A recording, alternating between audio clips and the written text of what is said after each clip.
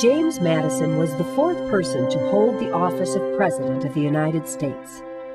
Madison, like two earlier presidents, George Washington and Thomas Jefferson, was the owner of a large slave plantation in Virginia. Madison's plantation, called Montpelier, was his home, and it is where he now lies buried. James Madison devoted most of his life helping to shape a national government for the United States. During the War for Independence, Madison served here in Philadelphia as a delegate to the Continental Congress, the country's earliest attempt at a unified government. And when the Constitutional Convention was held here in 1787, he represented the state of Virginia in framing a constitution for the United States.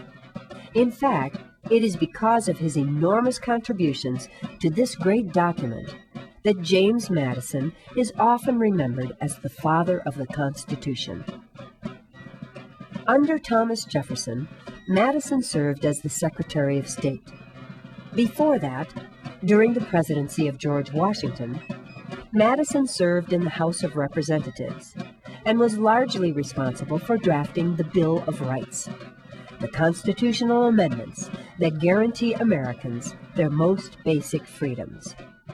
It is ironic to note that only 6 months before he began to work on the U.S. Constitution, Madison placed this ad in the Virginia Gazette, offering a reward of $20 for the capture of one of his slaves who had run away.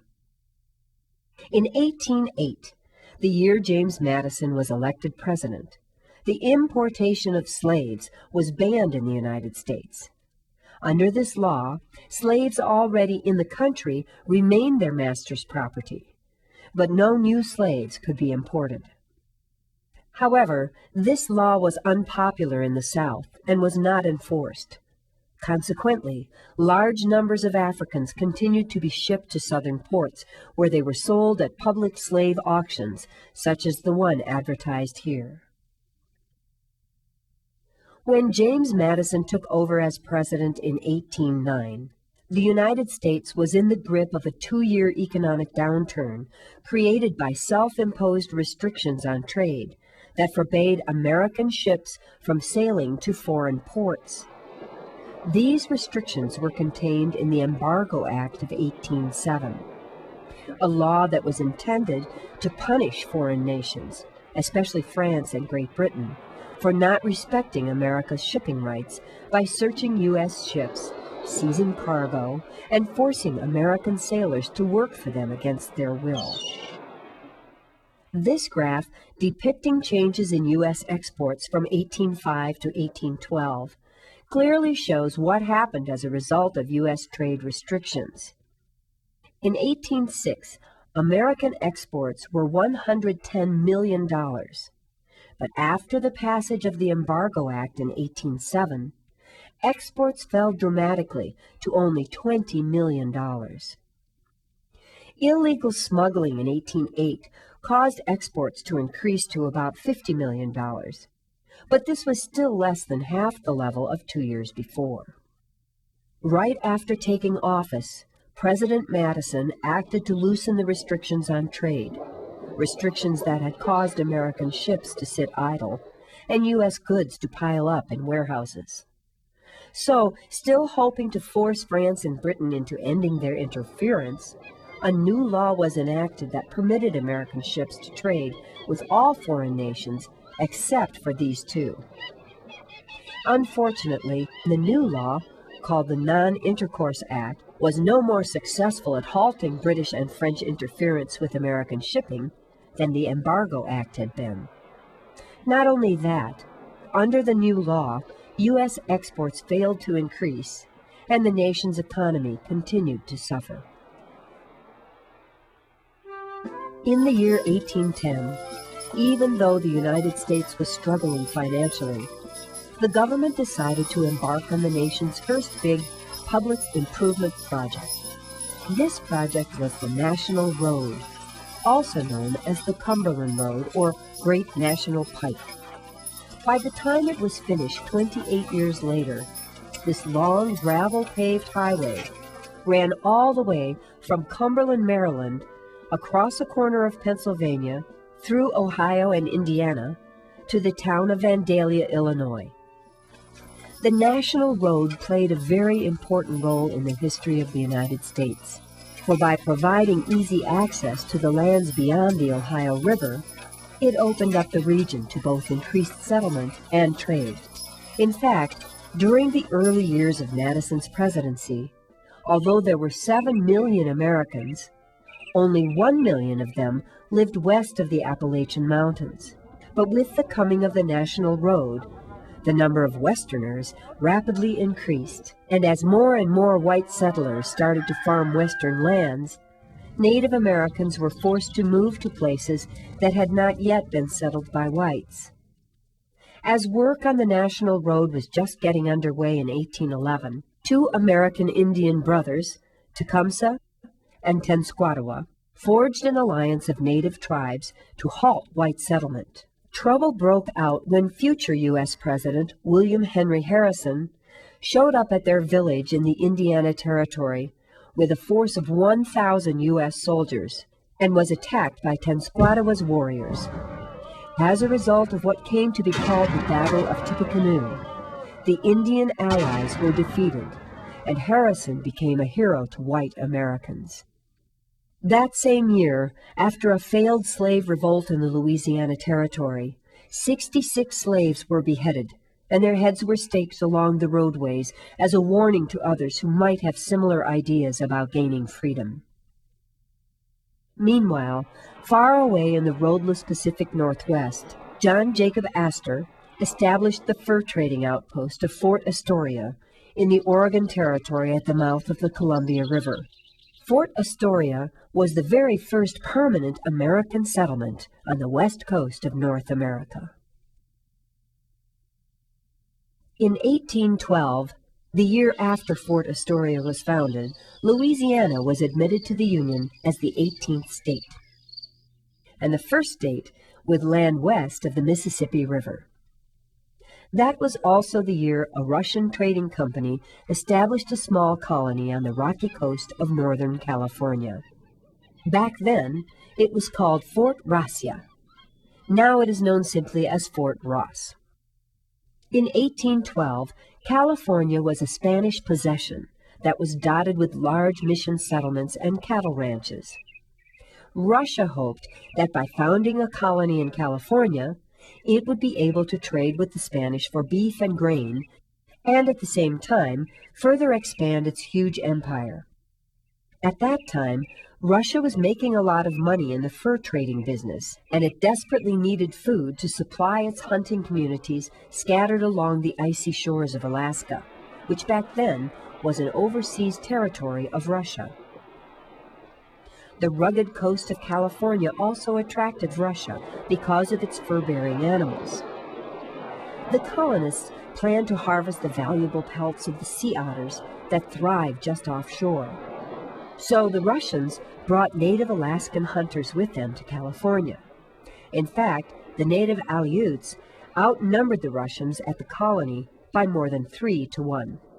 The Aleuts used small skin-covered boats called kayaks. They were such skilled hunters that it didn't take long before the sea otters were nearly driven to extinction. Without sea otter pelts, the main source of income for the colony vanished. After that, the Russians tried to focus on farming, but they were unsuccessful, and early in the 1840s, Fort Ross was abandoned.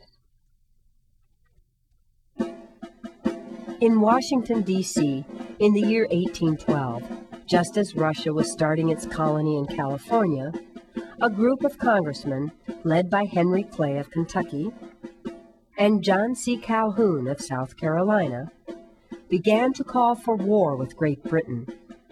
Their group, known back then as the War Hawks, wanted to punish the British for their constant interference with American shipping. President Madison owed his election to the Southern and Western voters represented by the war hawks, and perhaps that helped inspire him to take up their cause. Shortly after war was declared in the summer of 1812, the conflict was called Mr. Madison's War, but now we call it the War of 1812. Early in the war, the American frigate USS Constitution destroyed an important British warship. However, the much more powerful British Navy easily maintained a blockade of America's shipping lanes.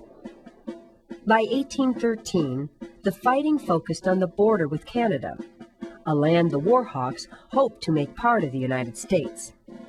Nevertheless, British forces held fast and repelled the American invasions.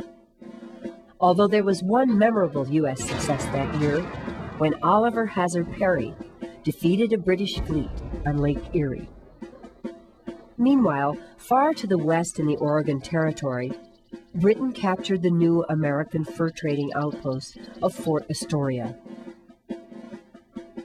Back east, fighting shifted away from the border, and in August of 1814, British forces took control of Washington, D.C. During the attack, Fort Washington, seen here, the main fortification for the defense of the capital, was blown up by terrified American forces so it wouldn't fall into enemy hands.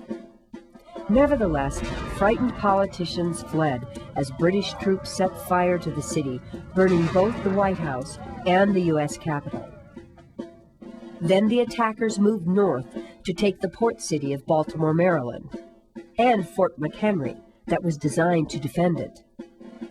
All through the night of September 13, 1814, British ships unleashed a full-scale cannon and rocket barrage. But as the sun came up and the shelling finally ceased, the flag of the United States still flew over Fort McHenry. The Americans had survived the brutal attack, and the British fleet had departed. And it was the sight of the tattered U.S. flag that inspired poet Francis Scott Key to write the words to the Star-Spangled Banner, now America's national anthem. In Europe, a few months later, the Treaty of Ghent was signed, officially ending the fighting between Britain and the United States. Unfortunately, news traveled slowly back then, and on January 8, 1815, a bloody battle took place in this field just outside of New Orleans, Louisiana, due to the fact that neither side had received word that the war had ended. When the Battle of New Orleans was over, U.S. forces led by future President Andrew Jackson sustained relatively little damage, but there were 2,000 British casualties, including nearly 300 dead. Looking back on it, the War of 1812 seems to have served very little purpose. Neither side gained or lost territory, and no agreement to respect American shipping rights was ever reached. Nevertheless, by 1816, things began to return to normal, and James Madison served out his last full year as America's chief executive, while his good friend, James Monroe, was elected the 5th President of the United States. True or false? Alaska was once a possession of Russia. True or false? Fort Astoria was the first permanent American outpost on the Pacific coast. True or false? U.S. exports improved tremendously soon after Madison took office. True or false? The National Road was the first big public improvement project undertaken in the United States. True or false? The War of 1812 added a large amount of territory to the United States.